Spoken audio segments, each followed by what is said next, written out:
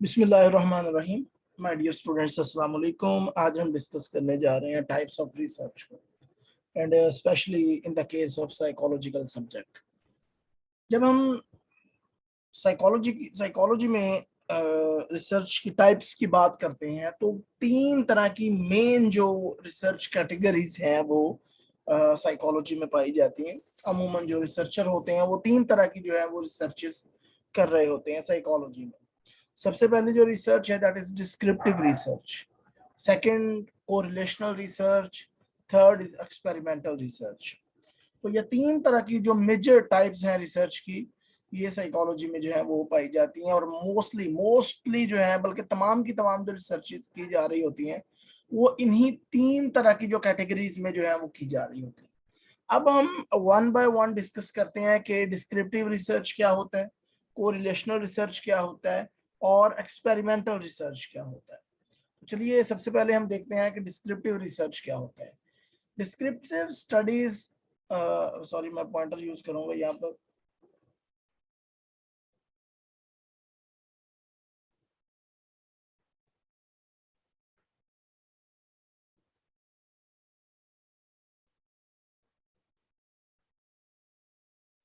सबसे पहले हम बात कर रहे हैं डिस्क्रिप्टिव रिसर्च की। Descriptive research studies neither test relationship between variables और nor explore cause and effect among variable. Descriptive research, सबसे पहले तो जो ऑथर है वो ये कह रहा है कि डिस्क्रिप्टिव रिसर्च वो होती है कि जिसमें ना तो वेरिएबल्स के दरमियान में रिलेशनशिप जो है वो देखा जा रहा हो, और ना ही हम कॉज एंड इफेक्ट जो है वो मालूम कर रहे हो कि क्या इंडिपेंडेंट वेरिएबल में जो है वो तब्दीली की वजह से डिपेंडेंट वेरिएबल में तब्दीली आती है। तो ये काम जो है यानी को रिलेशन, दोनों दो वेरिएबल या दो से ज्यादा वेरिएबल्स के दरमियान में रिलेशनशिप देखना, या ये मालूम करना है कि कौन सी चीज कॉज है कौन सी इफेक्ट है, एक इंडिपेंडेंट वेरिएबल के मैनिपुलेट करने से डिपेंडेंट वेरिएबल में क्या चेंज आता है। तो ये डिस्क्रिप्टिव रिसर्च की खसूसियत नहीं है। तो माय डियर्स, तो सवाल ये पैदा होता है कि फिर डिस्क्रिप्टिव रिसर्च है क्या बेसिकली। डिस्क्रिप्टिव रिसर्च, अब यहाँ पर हम जो है वो इसकी डेफिनेशन मैं आपको बता देता हूँ। Descriptive studies describe general and specific behaviours, feelings, actions, emotions and attributes of population. Descriptive research in short, आप अगर नाम देखें डिस्क्रिप्टिव तो इसका मतलब होता है डिस्क्राइब करना, बयान करना किसी भी चीज को, किसी भी बिहेवियर को, किसी के जज्बात को, किसी के इमोशंस को, किसी के एक्शंस को, किसी की खसूसियात को बयान करना डिस्क्रिप्टिव रिसर्च कहलाता है। ये खसूसियात किसी बंदे की हो सकती हैं, किसी ग्रुप की हो सकती हैं, किसी मजहब से रिलेटेड हो सकती हैं, किसी एक सोसाइटी से रिलेटेड हो सकती हैं। यानी डिटेल में जब डिस्क्राइब करते हैं हम किसी भी फिनोमिना को, तो उस रिसर्च को डिस्क्रिप्टिव रिसर्च कहा जाता है। Descriptive research provide the platform for correlational and experimental research. बहुत सारे टॉपिक्स ऐसे होते हैं जहां पर या तो बहुत कम रिसर्च हुई हुई होती है या बहुत, या जो रिसर्च नहीं हुई होती। तो इन एरियाज में सबसे पहले जो है वो हम डिस्क्रिप्टिव रिसर्च करते हैं, ताकि डिस्क्रिप्टिव रिसर्च का बेसिक काम क्या है, to formulate the hypothesis, not test the hypothesis. Descriptive research hypothesis को टेस्ट नहीं करती, बल्कि फॉर्मुलेट करती है, इंफॉर्मेशन लेती है। किसी भी, जैसे मैंने आपको बताया कि किसी भी खास पर्सन, खास ग्रुप, सोसाइटी, मजहब, कल्चर के बारे को जब हम डिस्क्राइब करते हैं, तो उस डिस्क्रिप्शन में जब हम डाटा इकट्ठा करते हैं तो उसका जो रिजल्ट हासिल होता है, उस रिजल्ट की बेस पर फिर जो एक रिसर्चर है वो इस काबिल होता है कि वो अपना हाइपोथेसिस या मफरूजा जो है वो बना सके। अब जब हाइपोथेसिस या मफरूजा बनता है तो तब वहां पर आ जाती है कोरिलेशनल और एक्सपेरिमेंटल रिसर्च। क्योंकि ये दोनों कैटेगरीज जो है, कोरिलेशनल और एक्सपेरिमेंटल रिसर्च, ये हाइपोथेसिस को टेस्ट करती हैं। इन दोनों रिसर्चेस को कंडक्ट करने से पहले हम एक हाइपोथेसिस क्रिएट करते हैं, हाइपोथेसिस बनाते हैं, और उस हाइपोथेसिस को टेस्ट करने के लिए फिर हम कोरिलेशनल और एक्सपेरिमेंटल रिसर्चेस जो है वो कंडक्ट करते हैं। तो इसका मतलब ये हुआ कि जिस तरह मैंने आपको बताया कि descriptive research provide the platform for correlational and experimental research. तो डिस्क्रिप्टिव रिसर्च जो है वो एक्सपेरिमेंटल और कोरिलेशनल रिसर्चेस के लिए प्लेटफॉर्म प्रोवाइड करती है, उनको हाइपोथेसिस प्रोवाइड करती है, उनको इंफॉर्मेशन प्रोवाइड करती है कि जिस बेस पर हम जो है वो रिसर्चर जो है वो हाइपोथेसिस बनाता है। अब वो हाइपोथेसिस किस तरह का होगा, आया कि वो कोरिलेशनल होगा, यानी दो वेरिएबल्स या दो से ज्यादा वेरिएबल के दरमियान में आप रिलेशनशिप देखना चाहेंगे। जब आपने डिस्क्रिप्टिव डाटा ले लिया, फिर आप वहां से देखेंगे कि ये जो डिस्क्रिप्शन में दिया गया है, जो डिस्क्रिप्टिव डाटा हमारे पास आ गया है, तो इन वेरिएबल्स के दरमियान में अब हमें रिलेशनशिप देखना है या एक वेरिएबल का दूसरे वेरिएबल पर जो है वो इफेक्ट देखना है। तो उसके लिए फिर जो है वो हम कोरिलेशनल और एक्सपेरिमेंटल रिसर्च यूज करेंगे। The three main types of the descriptive studies are case studies. ठीक है जी। एक तो डिस्क्रिप्टिव रिसर्च की जो पहली टाइप है वो है केस स्टडी। केस स्टडी का मतलब होता है किसी भी person, group, culture, anything, religion, anything, उनके बारे में जो है वो आप इन डेप्थ इंफॉर्मेशन हासिल करते हैं। ठीक है, that is called case study. दूसरा जो टाइप आ जाती है डिस्क्रिप्टिव रिसर्च की, दैट इज नेचुरलिस्टिक ऑब्जर्वेशन या ऑब्जर्वेशन। सिंपली आप उसको ऑब्जर्वेशन भी कह सकते हैं, यानी आप ऑब्जर्वेशन के थ्रू जो है वो डाटा कलेक्ट करते हैं और उसके बाद जो है वो आप उस डाटा को डिस्क्राइब करते हैं, यानी किसी भी पर्सन का बिहेवियर नोट करते हैं, किसी भी पर्सन की फीलिंग, किसी ग्रुप की फीलिंग्स नोट करते हैं, या किसी सोसाइटी के जो नॉर्म्स हैं, उनके रहने सहने के तौर तरीके हैं, उनको आप नोट करते हैं और फिर उनको आप जो है वो एक डिस्क्राइब करते हैं। तो इसी तरह ऑब्जर्वेशन की जब हम डिटेल में बात करें तो बहुत लंबी चौड़ी है। एक तो पार्टिसिपेंट ऑब्जर्वेशन आ जाती है, नेचुरलिस्टिक ऑब्जर्वेशन आ जाती है, मतलब बहुत सारी टाइप्स हैं इसकी। मैं भी इनकी टाइप्स की में जो है वो नहीं जा रहा, वरना लेक्चर बहुत लंबा हो जाएगा। तीसरी टाइप जो है डिस्क्रिप्टिव रिसर्च की, that is survey. Survey basically क्या होता है कि आप क्वेश्चनियर यूज करते हैं, प्री प्लान्ड जो है वो आप क्वेश्चनियर यूज करते हैं, उस क्वेश्चनियर को एडमिनिस्टर करते हैं और एडमिनिस्टर करके वो टेलीफोनिक सर्वे भी हो सकता है, वो थ्रू मेल भी हो सकता है, थ्रू इंटरनेट भी हो सकता है, थ्रू पर्सनल इंटरव्यूज भी हो सकता है। वो आप किसी भी तरीके से जो है वो सर्वे कर सकते हैं।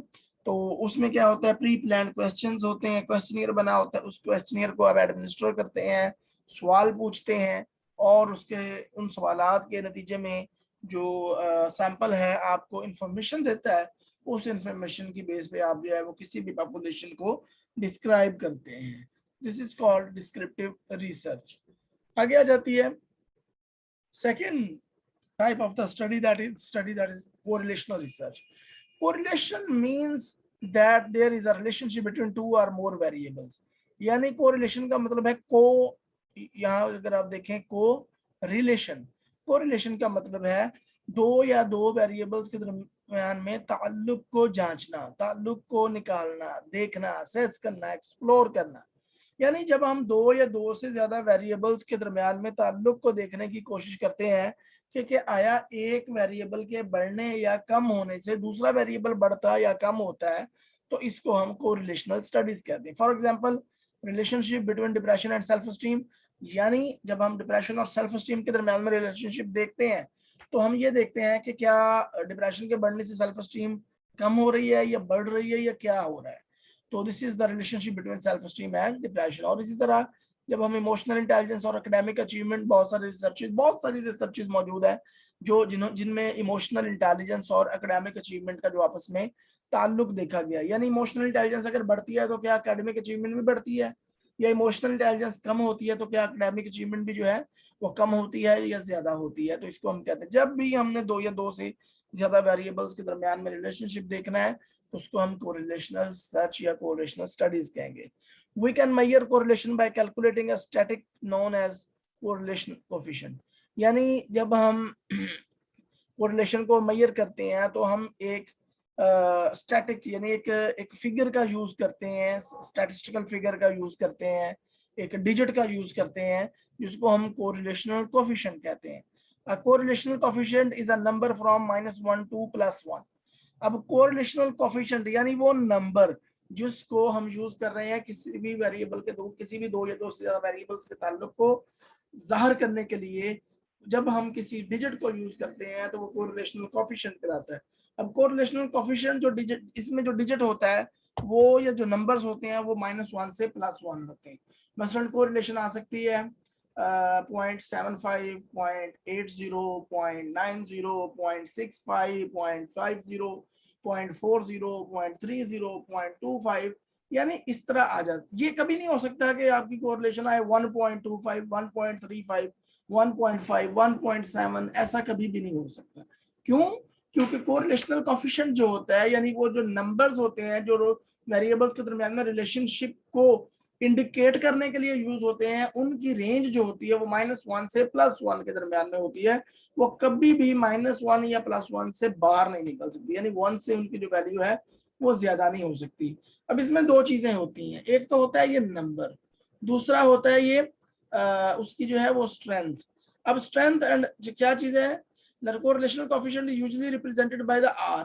इसको हम ज्यादातर जो है, ज्यादातर नहीं बल्कि यकीनन हमेशा जो है वो आर से इंडिकेट करते हैं, डिनोट करते हैं। जब भी आपने देखा हो कि r इज इक्वल टू 0.75, तो इसका मतलब यह है कि वेरिएबल्स के दरमियान में रिलेशनशिप जो है या कोरिलेशन जो है 0.75 है।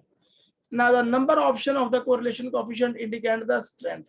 अब ये जो नंबर होता है ये स्ट्रेंथ को जो है वो रिलेशनशिप की स्ट्रेंथ को शो कर रहा होता है। मसलन अगर आपकी रिलेशनशिप आ गया है +0.75, तो इसका मतलब ये है कि 0.75 का मतलब है कि स्ट्रॉन्ग कोरिलेशन, या जो बॉर्डर लाइन पे होती है स्ट्रॉन्ग कोरिलेशन जो होती है वो 0.70 या 0.75 से लेकर ऊपर तक होती है।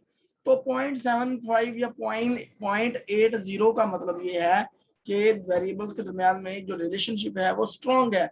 अगर 0.25 आ जाता है तो इसका मतलब है कि डिजिट बहुत छोटा है, तो इसका मतलब जो है कि जो स्ट्रेंथ है रिलेशनशिप की वो वीक है। याद रखिए 0.50 तक जो स्ट्रेंथ होती है वो वीक तस्वर की जाती है, 0.50 से लेकर 0.75 तक जो स्ट्रेंथ है वो मॉडरेट तस्वर की जाती है, और 0.75 से ऊपर जो स्ट्रेंथ है वो स्ट्रॉन्ग कोरिलेशन या हाई कोरिलेशन उसको कहा जाता है। द साइन पॉजिटिव और नेगेटिव। अब हम कहते हैं ना रिलेशनशिप कितना आया है -0.75, यानी माइनस या +0.75। तो जो पॉजिटिव या नेगेटिव यानी प्लस या माइनस के साइन है of correlational coefficient indicate the direction of the relationship. यानी अगर आपकी रिलेशनशिप मतलब वो जो प्लस या माइनस का हम निशान साथ लगा रहे हैं, like r is equal to -0.75, ठीक है, तो वो जो माइनस का निशान है वो आपके वेरिएबल्स के रिलेशनशिप को की जो है वो डायरेक्शन को शो करता है। मतलब अगर पॉइंट माइनस में रिलेशनशिप आ रहा है तो इसका मतलब यह है कि वेरिएबल के दरमियान में जो रिलेशनशिप है वो नेगेटिव है, यानी अगर एक वेरिएबल बढ़ रहा है तो दूसरा कम हो रहा है, और अगर दूसरा बढ़ रहा है तो पहला कम हो रहा है। ठीक है, यानी अपोजिट डायरेक्शन में जो है वो दोनों वेरिएबल जो है वो चेंज हो रहे हैं या मूव कर रहे हैं। लेकिन अगर आपके आ जाता है r इज इक्वल टू +0.75, तो इसका मतलब है कि पॉजिटिव रिलेशनशिप है, यानी एक अगर वेरिएबल बढ़ रहा है तो दूसरा भी बढ़ रहा है, अगर एक वेरिएबल कम हो रहा है तो दूसरा वेरिएबल भी कम हो रहा है। इन शॉर्ट कि दोनों वेरिएबल्स एक ही डायरेक्शन में मूव कर रहे हैं, या ऊपर जा रहे हैं या नीचे आ रहे हैं, तो इसको हम कहते हैं पॉजिटिव कोरिलेशन। ठीक है जी, चलें आगे चलते हैं। अब आ जाती है एक्सपेरिमेंटल रिसर्च। एक्सपेरिमेंटल रिसर्च क्या होता है? सबसे पहले मैं आपको बता दूं, हमने कोरिलेशन में पढ़ा कि वेरिएबल्स के दरमियान में रिलेशनशिप मालूम करते हैं। उसके बाद हमने उससे पहले हमने डिस्क्रिप्टिव रिसर्च में पढ़ा कि किसी भी ग्रुप, फर्द, फिनोमिना, किसी भी कल्चर, किसी भी मजहब, किसी भी चीज के बारे में जो है को जब हम डिस्क्राइब करते हैं, उसकी खसूसियात को डिस्क्राइब करते हैं, उसकी करैक्टरिस्टिक्स को डिस्क्राइब करते हैं, उसको हम डिस्क्रिप्टिव रिसर्च कहते हैं। आखिर पे जो रिसर्च की तीसरी और बड़ी इंपॉर्टेंट टाइप है, that is experimental research. The experimental research method involve manipulating one variable to determine if changes in one variable cause changes in another variable।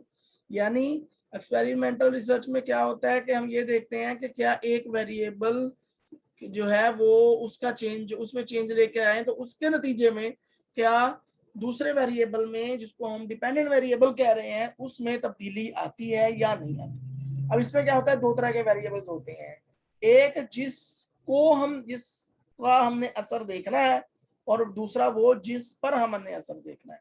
अब जिसका हमने असर देखना है उसको हम कहते हैं इंडिपेंडेंट वेरिएबल, और जिस पर असर देखना है उसको हम कहते हैं डिपेंडेंट वेरिएबल। अब रिसर्चर क्या करता है, रिसर्चर के कंट्रोल में होता है इंडिपेंडेंट वेरिएबल, उसको मैनिपुलेट करता है, उसको लागू करता है, उसमें तब्दीली करता है, और फिर उस तब्दीली के बेस पे देखता है कि क्या इसमें जो चेंज लेके आया हूं मैं वेरिएबल इंडिपेंडेंट वेरिएबल में, क्या इस चेंज की वजह से डिपेंडेंट वेरिएबल में भी कोई चेंज आया है या नहीं आया है। Main ingredients used in experimental research was independent variable. अब मेन चीजें क्या होती हैं एक्सपेरिमेंटल रिसर्च में?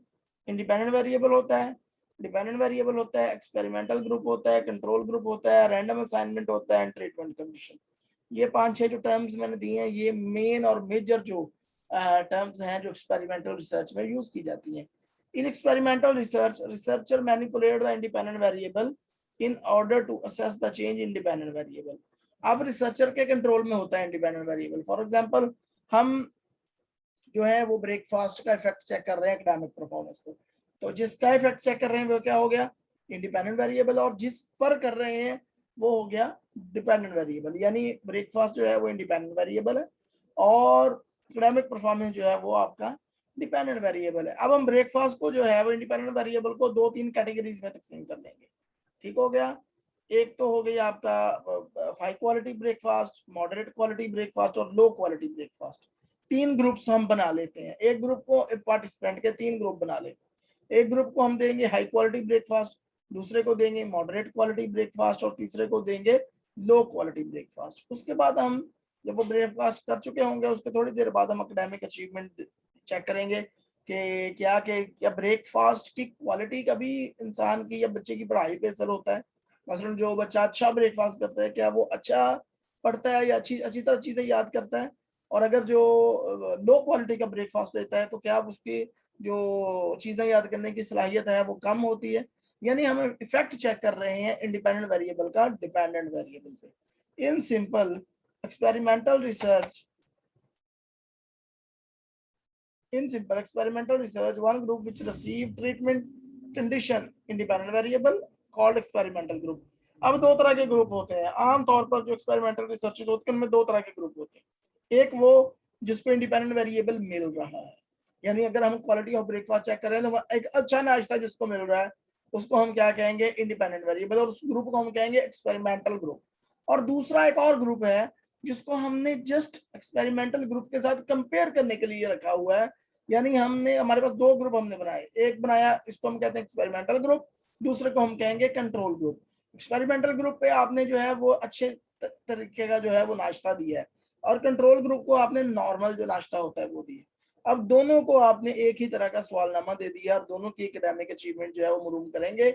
हम देखेंगे कि क्या कोई चेंज है, जिन लोगों को अच्छी क्वालिटी का ब्रेकफास्ट दिया गया था क्या वो ज्यादा स्कोर कर पाए या नहीं, और जिन लोगों को नॉर्मल क्वालिटी का ब्रेकफास्ट दिया गया था उनका क्या जो है वो स्कोर रहा।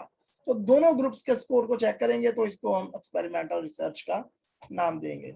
Researcher compare the experimental and control group after manipulation of treatment in order to assess the change in the dependent variable. तो रिसर्चर क्या करेगा? जब इंडिपेंडेंट वेरिएबल मैनिपुलेट कर देगा या ट्रीटमेंट कंडीशन जो है वो दे देगा, उसके बाद फिर कंट्रोल एक्सपेरिमेंटल ग्रुप और कंट्रोल ग्रुप दोनों को जो है वो कंपेयर करेगा और देखेगा कि क्या इंडिपेंडेंट वेरिएबल में जो है वो लागू करने से क्या डिपेंडेंट वेरिएबल में जो है वो तब्दीली आई है या नहीं आए। तो माय डियर स्टूडेंट्स, ये 3 तरह के रिसर्च कैटेगरीज होती हैं जो अमूमन साइकोलॉजिकल रिसर्च में पाई जाती हैं। एक डिस्क्रिप्टिव रिसर्च होती है, दूसरी जो है वो कोरिलेशनल रिसर्च होती है और 3 जो है वो एक्सपेरिमेंटल, थर्ड जो है वो एक्सपेरिमेंटल रिसर्च होती है। हमारे यहाँ एकेडमिक कल्चर में, हमारी यूनिवर्सिटीज में, हमारे कॉलेजेस में जब रिसर्चेस करवाई जाती हैं तो वो ज्यादातर जो होती हैं वो कोरिलेशनल रिसर्चेस करवाई जा रही होती है। तो होपफुली कि आपको इन चीज़ों की समझ आ गई होगी। तो अगर कोई चीज़ नहीं समझ आ रही या नहीं समझ आई आपको लेक्चर में तो आप जो है वो कमेंट सेक्शन में कमेंट कर सकते हैं, सवाल पूछ सकते हैं। इंशाल्लाह मैं कोशिश करूंगा कि जल्दी से जल्दी जो है वो आपके सवाल का जवाब मैं दूं। Thank you very much. अपना बहुत सारा ख्याल रखिएगा और दुआ में याद रखिएगा। अल्लाह हाफिज़।